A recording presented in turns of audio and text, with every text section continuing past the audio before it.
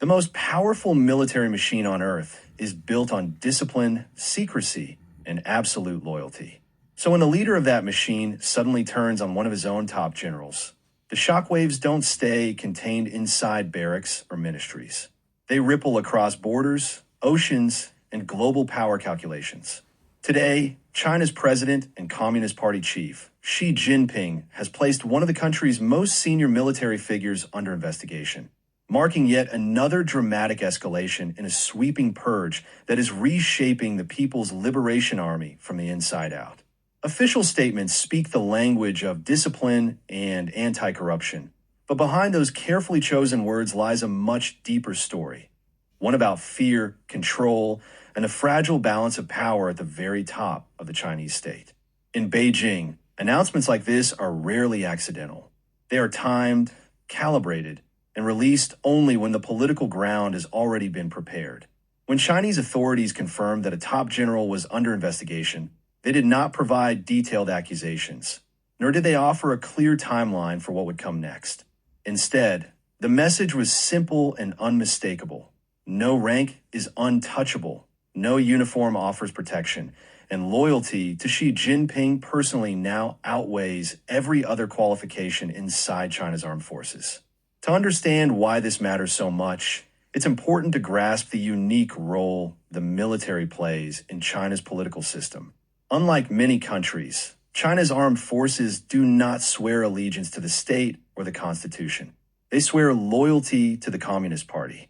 And at the top of that party sits Xi Jinping, who has spent more than a decade systematically tightening his grip on every major institution in the country. The military, with its weapons, its command structure, and its potential to challenge authority, has always been the most sensitive of them all. The general now under investigation was not a minor figure quietly shuffled out of public view. He occupied a position at the very core of China's military leadership, with influence over personnel, strategy, and the internal machinery that keeps the PLA functioning. His rise reflected years of trust, political reliability, and perceived alignment with Xi's vision of a stronger, more modern Chinese military. That is precisely what makes his sudden downfall so significant.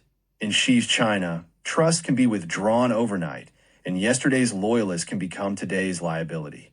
Officially, the investigation is framed as part of China's ongoing anti-corruption campaign, a campaign she launched soon after taking power in 2012.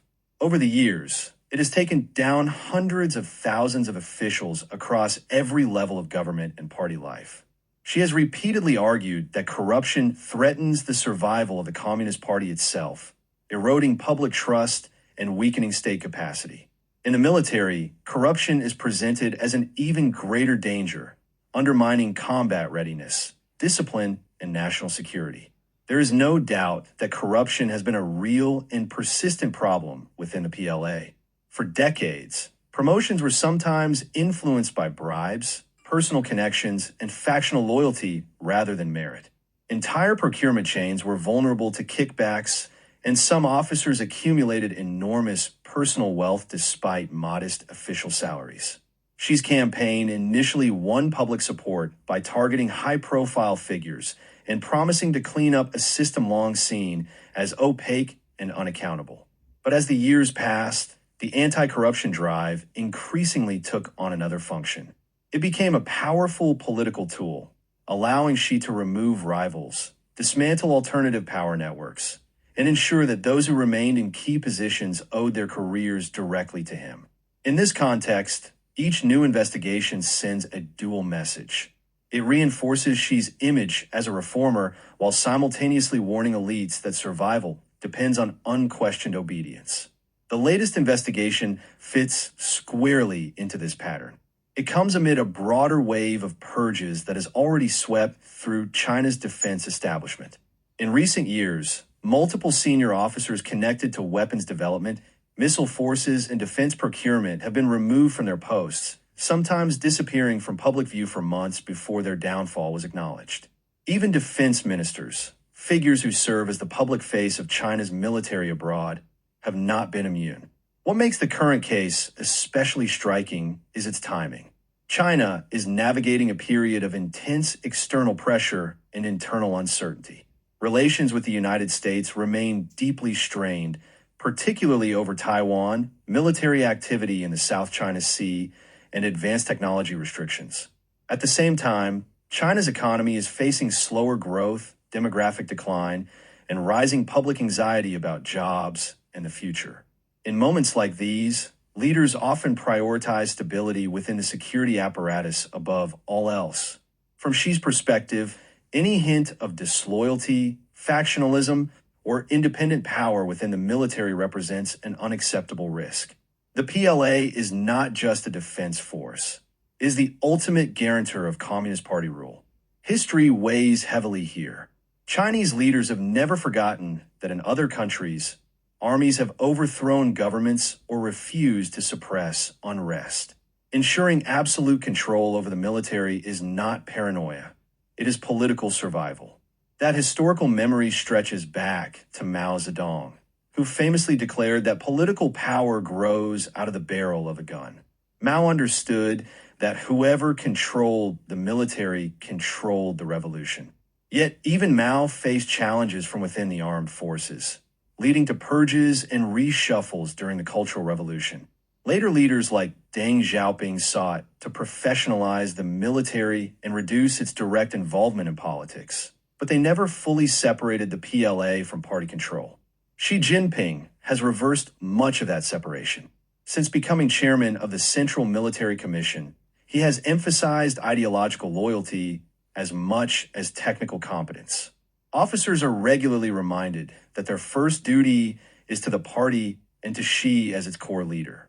Political education campaigns, loyalty pledges, and internal inspections have intensified, creating an atmosphere where caution and conformity are rewarded, while deviation, even perceived deviation, can be fatal to a career. The investigation of a top general, therefore, sends a chilling signal throughout the ranks. It tells commanders at every level that seniority offers no shield, that past service does not guarantee future security, and that vigilance must be constant. For some, this may strengthen discipline. For others, it may breed fear, hesitation, and risk aversion, qualities that can complicate military effectiveness in moments of crisis. International analysts are watching closely for signs of how these purges affect China's actual military capabilities. On paper, the PLA has modernized at a remarkable pace, investing heavily in advanced missiles, naval power, cyber warfare, and space-based systems. She has repeatedly called for the military to be ready to fight and win modern wars, setting ambitious modernization goals tied to key political anniversaries. Yet modernization is not just about hardware. It depends on trust within command structures, clarity of decision-making, and confidence among officers that they can act decisively without fear of political repercussions.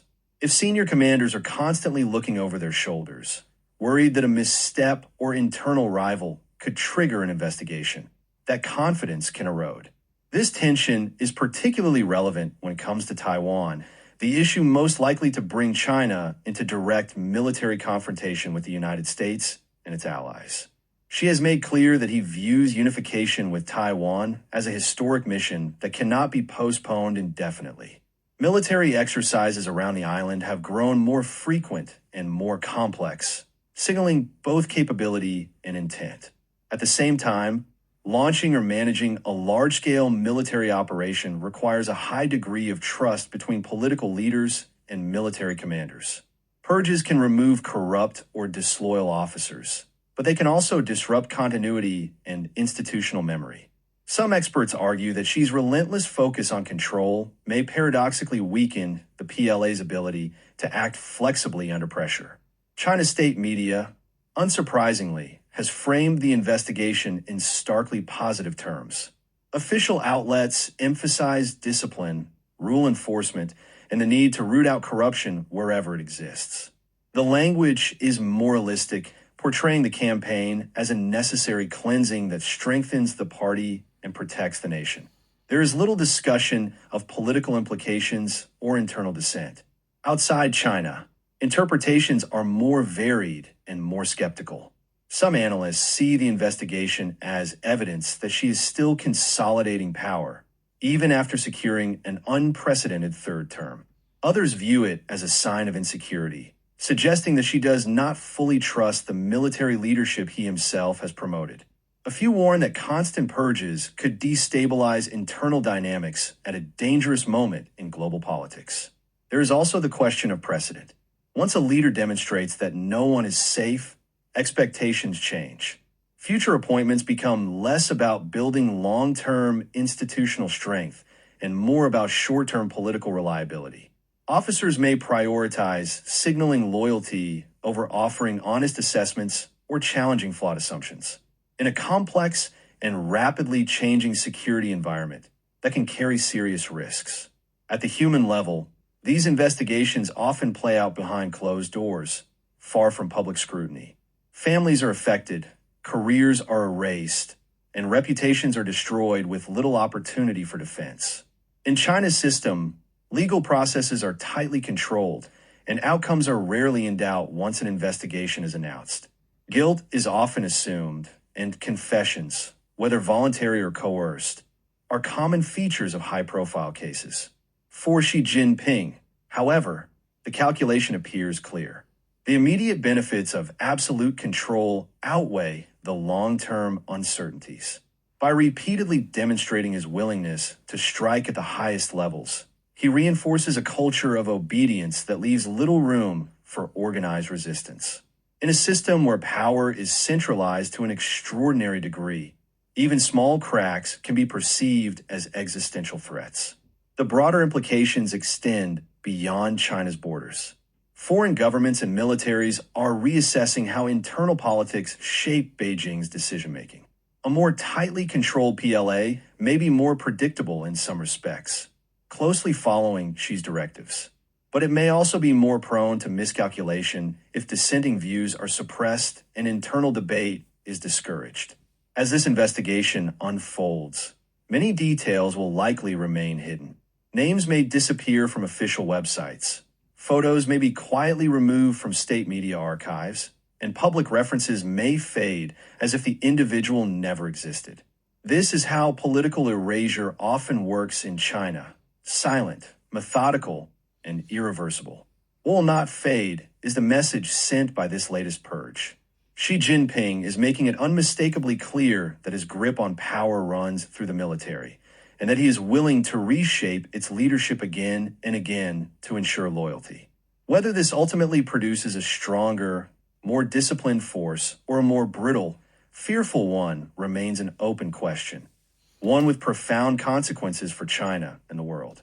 In the end, the investigation of a single general is about far more than one man's fate.